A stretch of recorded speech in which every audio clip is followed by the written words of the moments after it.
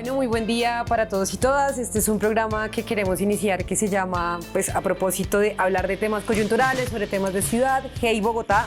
Estamos hoy con mi gran amigo Luis Carlos Leal, superintendente de salud. Pues Luis Carlos, un gusto tenerte nuevamente en mi casa y pues bienvenido a este primer programa. Hey, no, gracias a ti por la invitación. Yo te digo hey, entonces está bien para estar en Hey Bogotá y feliz de estar nuevamente en tu casa y que podamos charlar un ratito. Qué rico. Bueno, una primera pregunta es, acabamos de terminar el mes del orgullo de la diversidad. Tú eres una persona gay y algo que siempre dice la gente es ¿para qué quieren más derechos? Si tienen acceso a todo, ¿dónde se les niega el ingreso al trabajo? ¿Cuál discriminación si no hay ningún tipo de discriminación? ¿Por qué se les tiene que notar?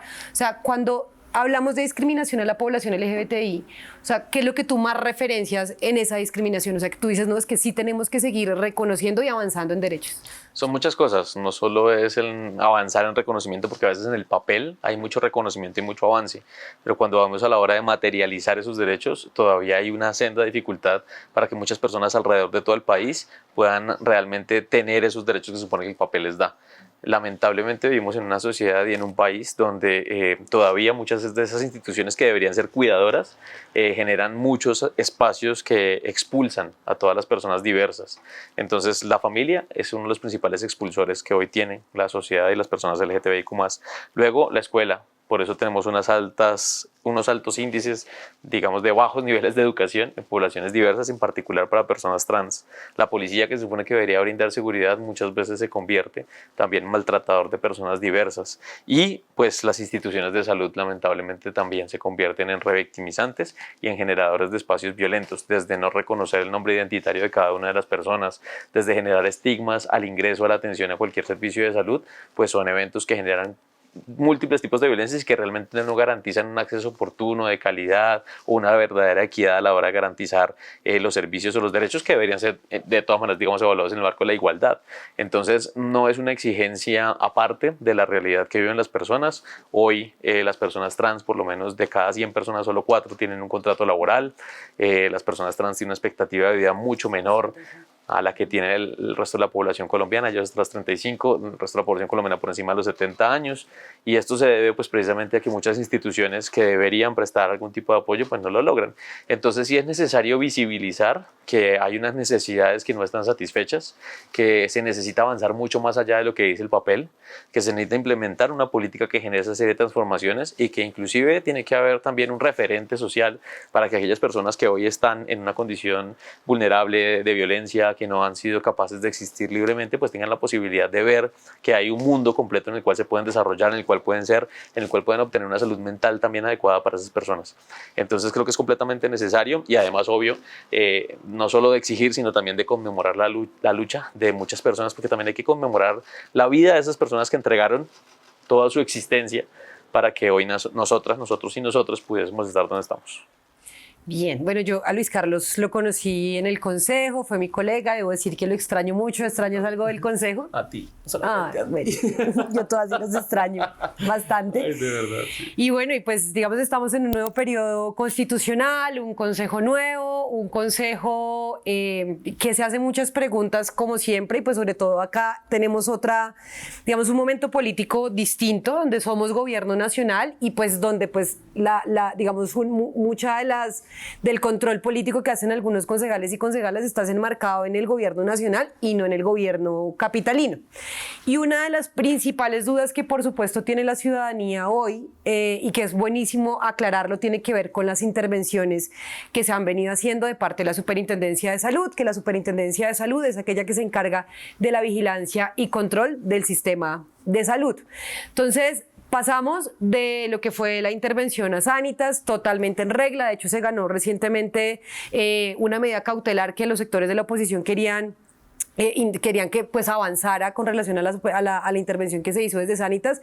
Se les olvida que hubo intervenciones en otros gobiernos. Yo soy sobreviviente de Saludcop, de quienes pasamos de Saludcop a Medimás y de Medimás después de que se acabó en anteriores gobiernos. Y en el caso de Bogotá, puntualmente, Bogotá tiene un sistema que se organiza alrededor de subredes y está la subred Suroriente, donde pues es importante y quisiéramos que tú nos contaras como así, mire, esto se dio por esto, esto y esto, ¿por qué se dio la intervención de parte de la superintendencia a la red Sudoriente? Bueno, a ver, La superintendencia tiene la responsabilidad de vigilar cada uno de los actores del sistema de salud y dentro de ellos hay dos muy importantes que son las EPS y las IPS. Las IPS son hospitales, clínicas, laboratorios, centros de diagnóstico, de tratamiento, etc. Y ahí están metidos todos los hospitales tanto públicos como privados. La subred Centro Oriente es esa configuración de muchos hospitales que digamos se agruparon en un momento en el 2016 que tiene la capacidad de atención de cerca de 1.500.000 personas que hacen parte de 6 localidades en las cuales se encuentran afectas a la subred y que tiene varias dificultades económicas que venía atravesando de tiempo atrás, pero además venía de una serie de recomendaciones por parte de la superintendencia, una serie de planes de manejo, frutos de varias auditorías. Desde 2022 se venían presentando auditorías donde se encontraban distintos hallazgos, donde no había los implementos completos, donde no había fiabilidad de los estados financieros, donde no había como una voluntad tampoco por parte de las administraciones distritales de subsanar cualquier tipo de los errores que estaban ocurriendo a nivel interno de la subred y que ponían en riesgo la salud y la vida de las personas. Conscientes de esas fallas que existían y además con los incumplimientos que tenían de los planes de mejora, donde el plan de mejora de 2022, uno, que era de una auditoría integral, no se estaba cumpliendo en su totalidad y el otro ni siquiera se había avanzado en un 1%, estaba en ceros, ni siquiera se había presentado un plan de mejora para la atención en urgencias, en particular cuando se hizo su auditoría. Se repitió otra auditoría nuevamente durante este año y encontramos los mismos hallazgos de esas auditorías sin ningún tipo de progreso, es decir, a nadie que le interesara o le doliera el sistema de salud en Bogotá, en particular en la subred Centro Oriente, con fallas desde la falta de medicamentos hasta que no se estuviera invirtiendo lo que se debía invertir en materia de infraestructura y además con estados financieros que no eran reales, con balances financieros y con cosas firmadas por los revisores fiscales que no correspondían con la verdad para poder garantizar una serie de balances económicos que no correspondían, digamos, con las cifras reales en las cuentas de la subred. Luego todo esto hizo que obviamente la responsabilidad que tiene la superintendencia es garantizar que el derecho fundamental a la salud de las personas se cumpla y además que los recursos de la salud lleguen donde tienen que llegar. Entonces, siendo conscientes de que no se estaba cumpliendo y que además el Estatuto Orgánico Financiero, dentro de unos artículos, nos da la posibilidad o nos da la obligación, más bien, de generar una intervención cuando vemos que se están vulnerando derechos y cuando vemos que se están poniendo en riesgo el derecho a la salud y la vida de las personas, de hacer una intervención. Por eso se toma la decisión de hacer la intervención forzosa administrativa para administrar de la subred Centro Oriente, que implica retirar a la representante legal, retirar a la junta directiva y nombrar a un particular que cumple funciones públicas, que lo que hace es el nuevo administrador. Entonces, esta persona, ¿qué entra a hacer? Una primera fase que es una fase de diagnóstico, donde aparte de lo que encontró la superintendencia de la auditoría, va a verificar desde adentro cuáles son las condiciones reales de la subred y además a plantear un plan de trabajo con base en esos hallazgos que evidencia son una talanquera, una barrera para que realmente se pueda prestar el servicio de salud de una manera adecuada.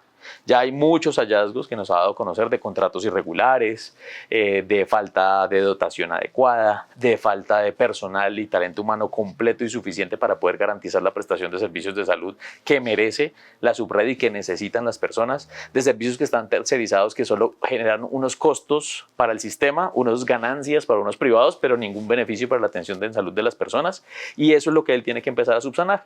Encontrar todos esos errores, plantear un plan de manejo, se lo presenta a la superintendencia revisa que efectivamente ese plan de manejo esté acorde con esos hallazgos que él hizo y que vaya tendiente a mejorar la calidad de atención y prestación de servicios de salud en la subred. Y en ese sentido nosotros seguimos haciendo la vigilancia, él sigue como un agente independiente de la subred porque nosotros no podemos ser juez y parte y continuamos vigilando, pero garantizando en este caso que se cumpla lo que él ha pedido. Hemos tenido conversaciones con el secretario de Salud de Bogotá, donde pues claramente hay un compromiso como dueños, porque siguen siendo los dueños la Secretaría de Salud de Bogotá y la Alcaldía Mayor de Bogotá de esta institución, pues de generar también una inversión para lograr salir rápido, digamos, de esa crisis. Yo creo que es lo mejor. Yo lo charlé también con el alcalde Galán, le dije, mientras más rápido ustedes y más cariño le metan a la subred, porque lamentablemente está abandonada y esa falta de cariño que se materializa en buenas administraciones, inclusive en estar pendientes de la junta directiva.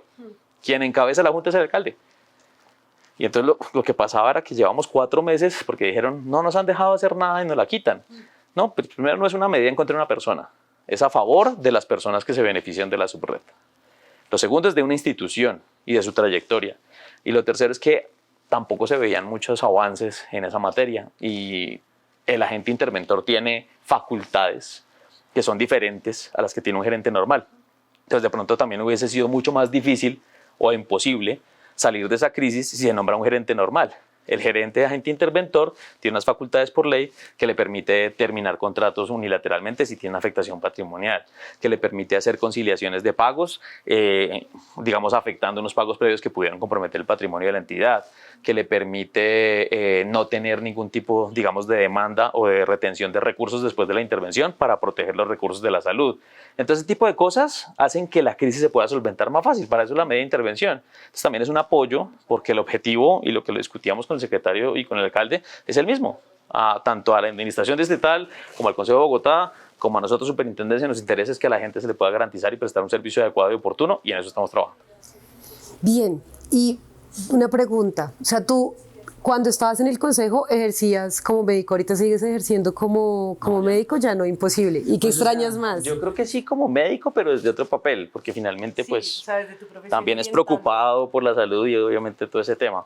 Pero ya como lo hacía en el consejo, que era en cirugía y todo, no, ya no puedo. ¿Y qué extrañas más, ser concejal o ser médico 100%?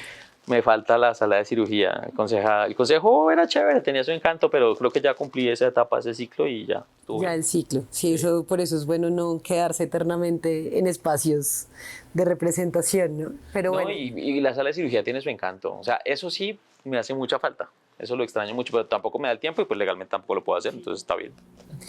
y bueno, hay un tema que, sí, que ha sido como la constante durante, creo yo, estos 2 últimos años y tiene que ver con el tema de la escasez de medicamentos. O sea, que viene siendo como no está esto, está el genérico, o sea, ¿cuál sería esa razón de decirlo? Diga, mire, porque bueno, obviamente en este contexto todo es culpa del gobierno nacional y no tiene absolutamente nada que ver ni las farmacéuticas, ni las EPS, ni los empresarios privados de la salud, sino, o sea, ¿qué, digamos, qué pasa con el tema de algunos medicamentos? Pues porque obviamente dicen uno, pero ponen como un tema de complot alrededor de eso. Hemos encontrado varias cosas. Lo primero que empezamos a evidenciar cuando hubo el boom del tema de la escasez de medicamentos y del desabastecimiento es que encontramos 3 cosas por las cuales tenemos 3 investigaciones abiertas. La primera, que las EPS no le pagaban a los operadores logísticos y gestores farmacéuticos, luego ellos no compraban medicamentos y no dispensaban. Lo segundo, que las EPS no entregaban el listado completo de las personas que necesitan, digamos, tener inventariadas, por así decirlo, para poderles entregar medicamento. Entonces, es decir, yo sé que yo tengo en Bogotá tantos pacientes hipertensos que toman tal medicamento, yo entrego el reporte para que efectivamente quien me entrega los medicamentos pues tenga la disponibilidad porque sabe que a tantas personas tiene que suplir. Entonces, como un proceso de planeación para poder garantizar que haya una entrega completa de todos los medicamentos a todas las personas que lo necesitan. Entonces, eso no pasaba también en algunos casos. Y lo otro que encontramos es que había algunos contratos como por debajo de cuerda, donde entonces la EPS le decía al gestor farmacéutico, el operador logístico, como usted solo puede comprar con este laboratorio. Entonces, claro, digamos la insulina, que eso lo evidenciamos con el caso de la insulina. La insulina la pueden producir 5, 10, 15 laboratorios, la misma clase de insulina. Pero si yo le obligo a que solo compre con uno, pues tengo menos disponibilidad de recursos para poder tener el suficiente abastecimiento. Entonces lo que pasaba, porque también nos dimos cuenta, ay sí, hay mucho desabastecimiento, las noticias llenas de desabastecimiento, pero preguntábamos a las personas cuando ponían su queja puntual, y la mayoría decían, pero si está en la farmacia de la esquina o en la misma farmacia me lo venden. O sea, no me lo entregan porque no está disponible, está desabastecido, pero en la misma farmacia lo venden. Entonces, a raíz de eso fue que empezamos a profundizar. Hemos encontrado, pues además que muchos de los medicamentos que no se les entregan a las personas están disponibles y no tienen ningún tipo de alerta de desabastecimiento por parte del INVIMA, que es la autoridad que debería certificar ese tipo de desabastecimientos o esas alertas previas en el país. Entonces, estamos generando esas investigaciones para unas probables sanciones a quienes estén incumpliendo en cualquiera de las partes y además con las intervenciones de las EPS que hemos hecho recientemente, hemos encontrado algunos contratos que son nocivos para las personas. Entonces una EPS tenía un contrato con un gestor farmacéutico con una cláusula de exclusividad para la atención y para la entrega de medicamentos en todo el país. Pero la misma empresa decía, yo solo puedo atender y solo tengo capacidad prestada o montada en el 48% del país. Entonces, ¿cómo es posible que yo contrate el 100% de la población afiliada a mi EPS exclusivamente con ese operador, sabiendo que solo tiene presencia en el 48%? Entonces no tiene ningún sentido. Entonces, ese tipo de errores en la planeación, en la ejecución y de pronto irregularidades en la forma como se estaba contratando en materia de salud, pues es lo que también estamos ahorita poniendo en la lupa porque eso es lo que no puede pasar. Bueno, la discusión de todo el gobierno ha sido la reforma a la salud. O sea, tú estuviste en la radicación del primer proyecto de ley, haciéndole seguimiento, pues obviamente nadie más con autoridad sobre la reforma a la salud. ¿Se va a volver a presentar? Bueno, ahí sí tocaría preguntar al ministro, yo creo que sí, eso es lo que he escuchado. Y es cierto que vamos a volver al Seguro Social con la reforma a la salud que se presentó. Cero, cero, Lo cero. peor es que nosotros como generación, yo no me acuerdo haber vivido la parte del Seguro Social realmente. Nos O tocó, sea, nos tocó muy poco. no, más a las generaciones anteriores que a nosotros el Seguro Social como tal, ¿no? Pero desde la concepción es imposible volver al Seguro Social, porque nada más los recursos que tenemos hoy para el sistema de salud son completamente diferentes y en volumen son mucho mayores los que tenemos hoy y eso no se va a perder. Entonces nada más en la apropiación de recursos ya hay una cosa completamente diferente que no es volver al Seguro Social. Lo segundo, cuando estaba el Seguro Social solo había instituciones, o privadas, o públicas afiliadas al Seguro Social y de caridad. No había absolutamente nada más. ¿Y qué es lo más chocante que tú has encontrado? Porque bueno, una cosa es el servicio de salud que uno se puede encontrar en Bogotá. De hecho, pues muchos de mis familiares que viven en el Casanare han llegado a Bogotá para recibir ciertos servicios de salud. Pero ¿qué es con lo que más te has chocado yendo y visitando las regiones del país?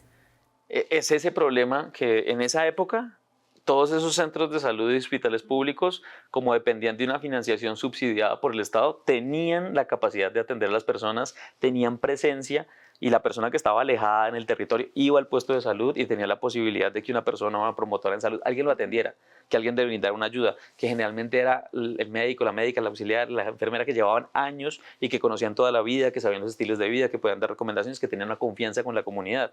Todo eso se perdió porque entonces cuando pasó la ley 100, se crearon unas empresas que intermediaban la salud y que propiciaron la concentración de todas las infraestructuras en salud en ciertas ciudades y que pusieron a los hospitales a competir.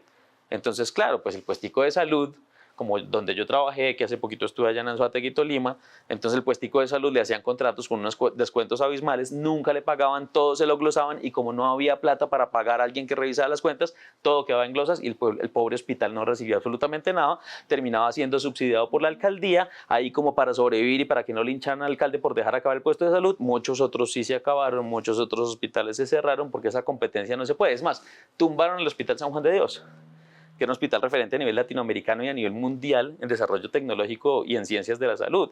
Entonces, claro, cuando hay una persona jurídica, una empresa que dice la plata pública de la salud la voy a concentrar únicamente en mis entidades o voy a beneficiar a ciertas entidades o hago contratos para que la plata vaya para allá, pues a mí no me interesa lo que está compitiendo en lo público. Entonces hace que esa plata se concentre y que muchas personas tengan que verse afectadas por eso, que para tener la posibilidad que lo operen de apendicitis tiene que viajar 3 horas en chalupa, 4 horas en burro, coger por fin un bus, llegar al aeropuerto y entonces luego sí llegar a una ciudad donde por fin haya un quirófano. Cuando pues digamos antes existía la presencia territorial, cuando antes había un sistema que se preocupaba por llegarle a las personas, que hoy pues lamentablemente no lo hace, aunque en la legislación exista y que se está recuperando, porque ya hay nuevamente equipos de atención primaria en salud y ya se ven sus beneficios. Ya hemos logrado por lo menos que en La Guajira se disminuya la tasa de mortalidad materna, que la mortalidad por desnutrición infantil empiece a bajar, que son las cifras de las que deberíamos hablar cuando hablamos de salud. Y yo lo digo siempre porque pues es triste, ¿no? Uno llega a la superintendencia y la primera pregunta es, bueno, ¿y lo financiero, y las deudas, y el pasivo, y el activo, y entonces ¿cómo hacemos? Y la UPC, y damos plata, y damos plata. Venga, pero ustedes sí están usando la plata para lo que es, porque ahí es donde uno se cuestiona. Claro, y es todo el tema, por ejemplo, también el debilitamiento que ha habido a lo largo de los años, por ejemplo, en los hospitales universitarios, porque pues el San Juan de Dios era por excelencia el hospital universitario de la Universidad Nacional, ¿no? Y digamos que la atención en salud en muchas zonas apartadas del país, pues es realmente bastante precaria y pues digamos que en parte la atención primaria en salud lo que busca es cubrir eso, ¿no? Y de alguna manera reconocer o prevenir cualquier tipo de enfermedad antes de llegar al tratamiento como tal. Y bueno, ¿qué sigue este año? No, pues nosotros seguir trabajando juiciosos. Yo sé y estoy seguro de que la superintendencia va a dar resultados muy buenos este año, no solo en atención a las personas, porque soy consciente que tenemos varias dificultades. Los sistemas de información no son los más actualizados, que los estamos trabajando y los estamos mejorando para tomar decisiones y para darle al país unas cifras que sean mucho más confiables de lo que pasa en el sistema de salud, que tengan una cara más concentrada en lo que realmente importa en la salud, que es mortalidad, desnutrición, que es todas las cifras de enfermedades prevenibles, que es a lo que deberíamos estar poniendo la lupa, que claro, eso trae detrás un andamiaje financiero que hay que sustentarlo, pero que lo principal claramente tiene que ser si con la plata que estamos usando el recurso de salud estamos siendo efectivos en ese tipo de atenciones. Sé que también las entidades intervenidas van a poder dar resultados porque estamos siendo muy juiciosos con el seguimiento de sus planes de trabajo. Si bien nosotros no damos las órdenes a los interventores, sí hacemos seguimiento de sus planes de trabajo y estamos siendo mucho más estrictos para garantizar que se pueda democratizar el recurso de la salud, y eso ya se ha visto. Mira que el presidente compartió un dato muy interesante del DANE donde se evidenciaba que una de las razones de la reactivación económica eran las instituciones de salud. Esto no hubiese pasado si la concentración del recurso hubiese seguido existiendo sobre las mismas 3, 4, 5 empresas. Entonces estamos viendo que se está democratizando el recurso, que ya está llegando a muchos más sitios, se están reaperturando centros de salud, puestos de salud por parte del Ministerio de Salud, se ha hecho la inversión más grande en la historia en un año de lo que han invertido gobiernos en 8 años en todo lo que es en infraestructura pública, en salud, y eso definitivamente nos va a dar resultados en los territorios. Entonces yo creo que vamos a tener un periodo de evaluar ya el impacto que está teniendo la presencia de un gobierno que le interesa el territorio, que le interesa la vida de las personas que históricamente han sido olvidadas y que le interesa tener ese contacto con un sistema de salud, como lo ha dicho el presidente en distintas oportunidades, basado en la promoción, en la prevención, en la detección temprana de todas las enfermedades y en un acompañamiento real en lo que debería ser un sistema de salud. Entonces yo estoy seguro de que vamos a empezar a dar esos resultados, además que la superintendencia va a fortalecer sus canales de comunicación, porque yo sé que hay muchas quejas, que la línea telefónica va congestionada, que la página de internet, que no sé qué, que bla. Teníamos un problema administrativo con un contrato que yo a partir del 1 de agosto espero empiece a salir completamente perfecto y podamos tener la capacidad de atender el 100% de las solicitudes, porque hoy no la tenemos y es una realidad que contractualmente teníamos amarrada hasta el contrato que finaliza ahorita en julio, pero que ya estructuramos una forma completamente diferente para garantizar que podamos atender todas las solicitudes de las personas. Salud como derecho, salud como servicio. Como derecho. Listo, este gobierno tiene un compromiso de que la salud realmente sea reconocida como un derecho, por eso se ha presentado la reforma a la salud y por eso se están expandiendo los equipos territoriales de salud que fueron una realidad en los gobiernos alternativos de Bogotá y que se hiperconcentraron, y precisamente por eso tenemos la crisis de la red suroriente, centro-oriente en la ciudad de Bogotá, que fue como nuevamente concentrar algunos servicios de salud, y pues no queremos que eso pase más adelante, sino que en todos los territorios haya salud y haya presencia de profesionales que puedan prevenir cierto tipo de enfermedades, y pues también reconociendo las realidades del territorio nacional. Luisca, te quiero mucho y muchas gracias por haber aceptado la invitación. Gracias a ti por la invitación. Bueno, y estén muy obviamente, ¿no? Aquí en mi casa siempre serás bienvenido. Muchísimas gracias y pendientes ahí como de las preguntas y demás que tengan respecto de este primer capítulo. Me encanta que sea nuestra primera. Entonces, podcast y YouTube para que estén pendientes.